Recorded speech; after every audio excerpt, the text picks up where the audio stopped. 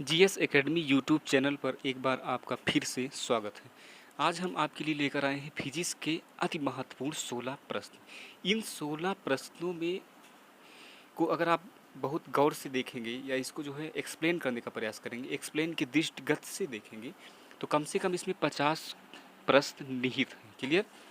इसी को दृष्टिगत रखते हुए जो आपकी आगामी परीक्षा है या जो इंट्रेंस एग्जाम होने जा रहे हैं, जो आपके पॉलिटेक्निक है, आईईआरटी है, उसको दृष्टिगत रखते हुए इन प्रश्नों की श्रृंखला को बनाया गया है। और ये प्रश्न इस प्रकार है, तो इसी को आप सब भी हल करने का प्रयास करिएगा। जो कुछ आपको अच्छा लगता है उसको नोट करते हुए भी चलिएगा और ज़्यादातर बनाने का प्रयास करिएगा आप। क्लियर? तो चलते हैं। जो पहला प्रश्न आपका क्या है कि राशि के गुण हैं जो प्रायः भौतिक हो। क्लियर? जो प्रायः मापी जा सके, जो किसी वस्तु का गुण प्रदर्शित करती हो, जो किसी वस्तु के मापन के लिए आवश्यक हो। तो राशि है क्या, इसको सबसे पहले हम जानते हैं। राशि कहने का मतलब क्या है, अगर ये कोई भी वस्तु है तो इसका कुछ ना कुछ गुण होगा। क्लियर? जैसे इसका गुण क्या है कि ये क्या है, तापित होगी। तापित का मतलब इसके अंदर ताप होगा, यानी कि टेम्परेचर टी। ठीक, टेम्परेचर टी होगा। हो सकता है ये डिग्री सेल्सियस में हो, या जो है बहुत बार इसको फ़ारेनहाइट में भी मापा जा सकता है। क्लियर? यानी कि यह बहुत ज़्यादा हीट हो। हीट का मतलब बहुत ज़्यादा गर्म हो वस्तु, यह क्या हो, या क्या हो एकदम कोल्ड हो। क्लियर? तो ये भी क्या है, इस वस्तु का गुण है। और इस वस्तु का गुण क्या हो सकता है, लंबाई। क्लियर? और इस वस्तु का गुण क्या हो सकता है कि इस वस्तु में करंट फ्लो हो, ए। क्लियर? तो ये सभी क्या है, गुण है। यानी कि किसी वस्तु के जो भिन्न भिन्न गुण हैं, क्लियर, बेसिक जो भिन्न भिन्न गुण है वो सभी क्या कहलाएंगे, राशि। तो इसका सही आंसर क्या होगा, जो किसी वस्तु का गुण प्रदर्शित करती हो उसे क्या कहेंगे भैया, राशि कहेंगे। क्लियर? नेक्स्ट क्वेश्चन आप हल करने का प्रयास करिए।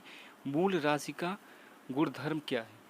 यह कई राशियों के द्वारा बनाई जा सकती है, इनमें अंध राशियाँ बनाई जा सकती हैं, या विभाजित की जा सकती है, या स्थिर होती है। तो जो हम एक्सप्लेन करेंगे उसको दृष्टिगत भी रखते हुए आप बनाने का प्रयास करिएगा। जो नहीं बना पा रहे हैं वो हमारे एक्सप्लेनेशन के अनुसार आंसर देने का प्रयास करें, जिससे उनकी प्रैक्टिस भी होती चले और उनका जो प्रोसेस करने का क्राइटेरिया है वो भी बढ़ता चले। क्लियर?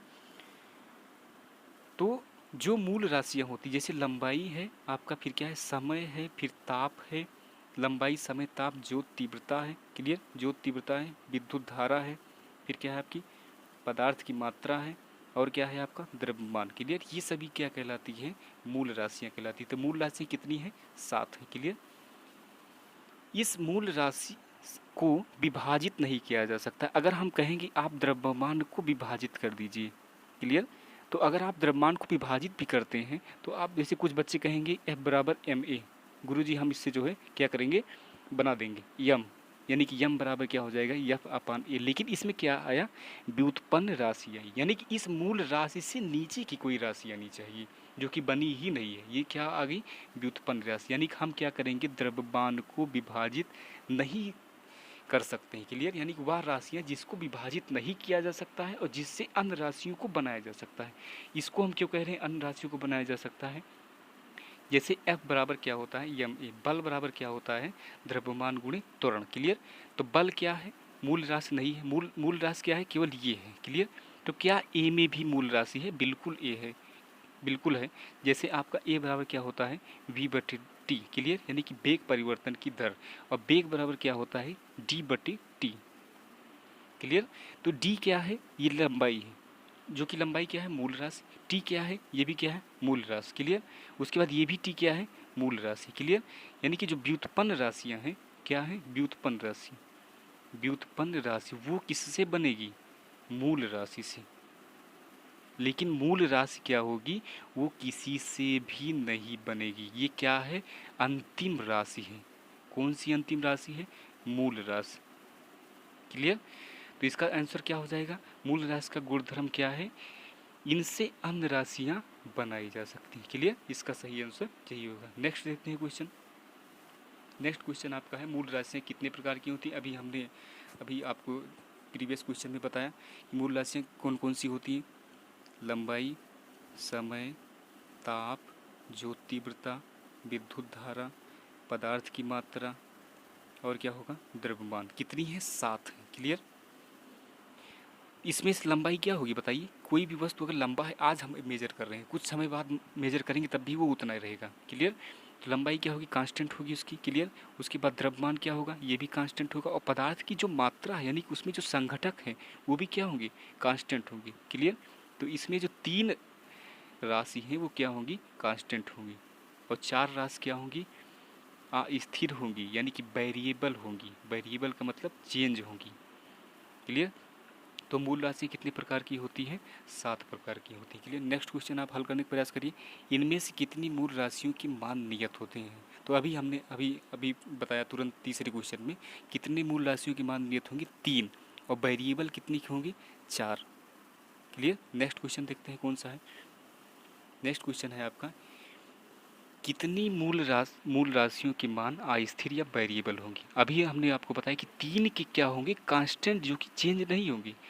तो 7 में से अगर आप 3 घटाएंगे तो बचेगा कितना, 4, यानी कि 4 क्या होंगी, वेरिएबल होंगी, ठीक। तो वेरिएबल मानों की संख्या कितनी होगी, 4, क्लियर।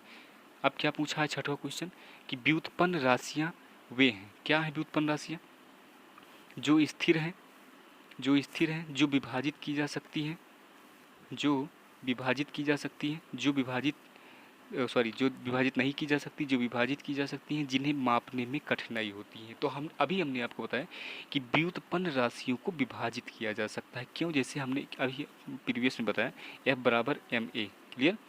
तो यम अगर हम निकालें, यल ना निकालिए, यम ना निकालिए, व्युत्पन्न राशि क्या है, विभाजित हो रही है। क्यों विभाजित हो रही है, क्योंकि F क्या है, यम और ए का मल्टीप्लाई है। तो कभी हम m निकाल सकते हैं, कभी हम a निकाल सकते हैं, यानी कि क्या हो गया ये इसको विभाजित किया जा सकता है, क्लियर। जैसे हम और f का एग्जांपल ले लें, f बराबर mv² अपान r। तो ये सभी क्या होंगे, विभाजित होंगे, v भी क्या होंगे, विभाजित होंगे, क्लियर। क्योंकि b का मान अगर निकालेंगे, पक्षांतर करेंगे, तो ये क्या हो रहे हैं, विभाजित हो रहे हैं, यानी कि इधर उधर वेरिएबल हो रहे हैं, ठीक। तो व्युत्पन्न राशियाँ क्या है, जो विभाजित की जा सकती हैं, वो क्या कहलाएंगी, व्युत्पन्न राशियाँ। नेक्स्ट क्वेश्चन देखते हैं, इनमें से व्युत्पन्न राशियों के उदाहरण हैं। तो इनमें से व्युत्पन्न राशियों के उदाहरण कौन कौन से हैं, बनाने का आप प्रयास करिए। संवेग भी है, आवेग भी है, और क्या है आपका भार है, यानी कि तीनों, संवेग, आवेग, भार क्या है, व्युत्पन्न राशि। नेक्स्ट आप बनाने का प्रयास करिए, इनमें से मूल राशियों के उदाहरण हैं। मूल राशियों के उदाहरण क्या है बताइए, पदार्थ की मात्रा है, चाल है, कि वेग है, कि भार है। तो इसमें से सही आंसर क्या है आपका, पदार्थ की मात्रा है, क्लियर। क्योंकि इसके बाद जो है इसको विभाजित नहीं किया जा सकता है। नेक्स्ट आप देखिए, नेक्स्ट क्वेश्चन है, मापन वह घटना है जिसमें किसी राशि को मापा जा सकता है, किसी राशि को मात्रक ज्ञात किया जा सकता है, जिसमें किसी राशि के बारे में एवं उसके मात्रक के बारे में बात की जाती है, जिसमें किसी राशि को व्यक्त किया जा सकता है। अगर हम कहें कि किसी भी राशि, जैसे द्रव्यमान है, उसको मेजर कर रहे हैं 4 किलोग्राम, क्लियर। तो इस द्रव्यमान के बारे में भी पता चल रहा है और इसकी मात्रक के बारे में भी पता चल रहा है, यानी कि द्रव्यमान का मात्रक क्या हो जाएगा आपका, किलोग्राम, क्लियर। 4 क्या है, बारे में, क्लियर, अबाउट इसके, यानी कि कितना पार्ट है, 4 पार्ट है, किसका, किलोग्राम का, क्लियर, यानी कि 4 भाग है। और किलोग्राम क्या है, वो मात्रक ऑलरेडी है ही। तो इसके सही आंसर क्या होगा, जिसमें किसी राशि के बारे में और उसके मात्रक के बारे में बात की जाती है। नेक्स्ट क्या है आपका, भौतिक राशि पे इनमें से क्या प्रयोग किया जा सकता है। तो किसी भी भौतिक राशि को अगर मान लीजिए लंबाई मापना है, तो उसमें सेंटीमीटर या मीटर से आप माप रहे हैं, तो ये क्या हो जाएगा, यंत्र हो जाएगा। उसमें क्या रहेगी, और क्या सम्मिलित रहेगी, बीमा भी आ जाएगी, क्लियर। क्या बीमा आएगी उसमें बताइए, क्या EMLT-1 इस प्रकार का कुछ आएगा, बताइए। और क्या मात्रक भी आएगा, तो बीमा तो नहीं आएगी। इसमें क्या आएगा, यंत्र आएगा और मात्रक आएगा, यानी कि A एंड C दोनों होगा। नेक्स्ट क्वेश्चन देखते हैं। नेक्स्ट क्वेश्चन क्या है, इनमें से व्युत्पन्न राशियों के उदाहरण नहीं है। तो व्युत्पन्न राशियाँ अभी हमने प्रीवियस में बताया कि वो राशियाँ जिसे विभाजित नहीं किया जा सकता है, यानी कि डिवाइड नहीं किया जा सकता है वो राशियाँ। और उसके बाद क्या है कि जो मूल राशियों से मिलकर बनी है, क्लियर। तो कौन कौन सी हैं बताइए, व्युत्पन्न राशियों के उदाहरण नहीं है इनमें से कौन सी। तो जो तीव्रता क्या है, मूल राशि है, क्लियर। ताप क्या है, ये भी क्या है, मूल राशि, यानी A एंड B दोनों। क्यों, ये क्या है, मूल राशि है। और जब ये मूल राशि है तो इसको क्या कह सकते हैं कि ये व्युत्पन्न राशि नहीं है, व्युत्पन्न राशि नहीं है। तो व्युत्पन्न राशि कौन कौन सी है बताइए। तो व्युत्पन्न राशि आपकी क्या हो जाएगी, त्वरण हो जाएगा और बलयुग्म हो जाएगा, क्लियर। नेक्स्ट देखते हैं 12 नंबर क्वेश्चन, इनमें से मूल राशियों के उदाहरण नहीं है। कौन सी मूल राशियों के उदाहरण नहीं है, बताइए आप। प्रवणता क्या मूल राशियाँ हैं? नहीं है बिल्कुल। विभव क्या मूल राशियाँ हैं? नहीं है। क्लियर, यानी ए एंड बी दोनों होगा। अब मूल राशियाँ कौन कौन सी हो गई? विद्युत धारा हो गई और समय हो गया। नेक्स्ट क्वेश्चन हम देखते हैं। नेक्स्ट क्वेश्चन क्या है? इनमें से संपूरक मात्रक के उदाहरण हैं। तो संपूरक मात्रक के उदाहरण कौन हो जाएंगे? रेडियन। तो संपूरक मात्रक दो संपूरक राशियों से मिलकर बनी होती है। एक क्या हो जाएगा आपका? समतल कोण, एक समतल कोण, क्लियर, और दूसरा क्या हो जाएगा? ठोस कोण। ठीक, जब हम समतल कोण और ठोस कोण की बात करेंगे, समतल का मतलब क्या है? ये समतल, क्लियर, यानी कि 2D। समतल का मतलब क्या है? 2D, इसमें लंबाई होगी और चौड़ाई होगी। जो आपका एंगल होगा ये भी क्या कहलाएगा? एक प्रकार का समतल, क्लियर। तो संपूरक मात्रक कौन कौन सी होंगी? रेडियन और स्टेरेडियन। स्टेरेडियन किस में आएगा? Steradian, clear. स्टेरेडियन किस में आएगा? 3D। 3D मतलब कि जैसे आपका क्या हो गया? बेलन हो गया, फिर आपका क्या हो जाएगा? शंकु हो जाएगा। ये किस में आ जाएगा? 3D में आएगा। और क्या हो जाएगा आपका? गोला, क्लियर, यानी कि इसमें 3 बीमा होगी। तो इसे क्या बोलेंगे? स्टेरेडियन। इसके मात्रक जो होंगे स्टेरेडियन हो जाएंगे। तो इसका जो सही आंसर होगा इनमें संपूरक मात्रक कौन से हैं? रेडियन। नेक्स्ट देखते हैं 14th नंबर का क्वेश्चन। इनमें से संपूरक राशियां हैं तो कौन कौन सी हो जाएगी? अभी हमने 13वें नंबर क्वेश्चन में आपको बताया। तो समतल कोण की राशि कौन सी हो जाएगी? समतल कोण की राशि और ठोस कोण की राशि, क्लियर। नेक्स्ट क्वेश्चन देखते हैं। नेक्स्ट है आपका, इनमें से व्युत्पन्न राशियों के उदाहरण हैं, यानी कि वह राशि जो मूल राशियों से बनाई जा सकती है और जिसको विभाजित किया जा सकता है, क्लियर, वो क्या कहलाएंगी? व्युत्पन्न राशि कहलाएंगी। तो इनमें से व्युत्पन्न राशि कौन सी है? पृष्ठ तनाव भी होगा, बल भी होगा, दाब भी होगा, शक्ति भी होगा, क्लियर। ये सभी क्या कहलाएंगी? व्युत्पन्न राशि, क्योंकि इसको विभाजित किया जा सकता है और ये मूल राशियों से मिलकर बनी हुई है। नेक्स्ट क्वेश्चन आप देखिए, लास्ट क्वेश्चन जो कि आज का है। मूल राशियों को विभाजित किया जा सकता है, क्या ये सही है? मूल राशि को विभाजित किया जा सकता है। तो अभी हमने प्रीवियस में डिस्कशन किया कि इसको जो है विभाजित नहीं किया जा सकता है मूल राशि को, क्लियर। क्यों नहीं विभाजित किया जा सकता है? क्योंकि ये अंतिम राशियाँ हैं, यानी कि लंबाई को अब हम विभाजित नहीं करेंगे, क्लियर, यानी कि लास्ट राशि है। ठीक, तो ये तो थे आज के फिजिक्स के अति महत्वपूर्ण 16 प्रश्न।